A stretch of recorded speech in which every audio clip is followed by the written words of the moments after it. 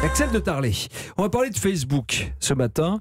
Facebook qui fait face à des accusations gravissimes, hein, et le gouvernement américain ne plaisante pas avec ça. Oui, c'est grave parce que Facebook est accusé de cibler les gens en fonction de la couleur de leur peau, leurs origines ou même leur handicap. Alors, ça concerne un truc bien particulier, ça concerne l'immobilier, les publicités pour acheter des logements. Exemple, si l'algorithme Facebook constate que vous vous intéressez aux accès en fauteuil roulant, et ben hop, vous ne recevrez plus de publicité pour acheter un logement, vous n'intéressez plus les promoteurs. Alors ce sont évidemment des accusations très graves. Le ministre américain du logement, Ben Carson, est sorti de sa réserve. Il a dit Facebook discrimine les gens en fonction de qui ils sont et il ajoute Facebook permet d'exclure des publicités ceux qui, je cite le ministre américain, ne sont pas nés aux États-Unis, ne sont pas chrétiens ou s'intéressent aux accès handicapés ou à la culture hispanique. Donc la justice a été saisie, on imagine que le juge va donner suite et déjà Facebook a fait savoir qu'il allait changer ses pratiques de ciblage publicitaire. Oui, mais c'est pas nouveau, Axel de Tarlet. Facebook avait déjà eu des histoires, il y a eu un scandale sur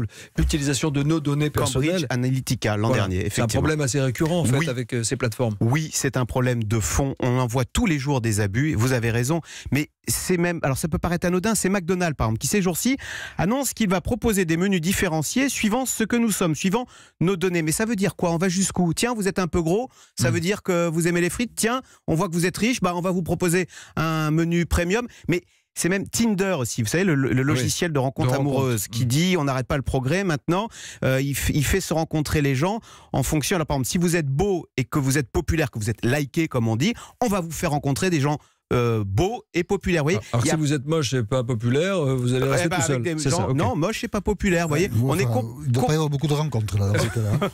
En tous les cas, il n'y a plus de hasard. C'est un logiciel qui vous prédestine et ça, c'est même la justice s'y met. Alors, Anissé en parlait hier, mais aux États-Unis, il y a un algorithme qui fait des recommandations de peine d'emprisonnement en fonction de qui vous êtes, de vos données. Est-ce que vous avez utilisé de la drogue? Est-ce que vous avez des soutiens familiaux, etc. On le voit, les algorithmes sont en train de prendre le pouvoir. Franchement, ça fait peur parce que c'est toute la science-fiction qui devient réalité et franchement, l'Europe, avec sa RGPD, vous savez, c'est le règlement général sur la protection des données qu'on a mis en œuvre l'an dernier, eh bien on vise juste, l'Europe mène là un vrai combat pour que nous conservions un minimum de vie privée.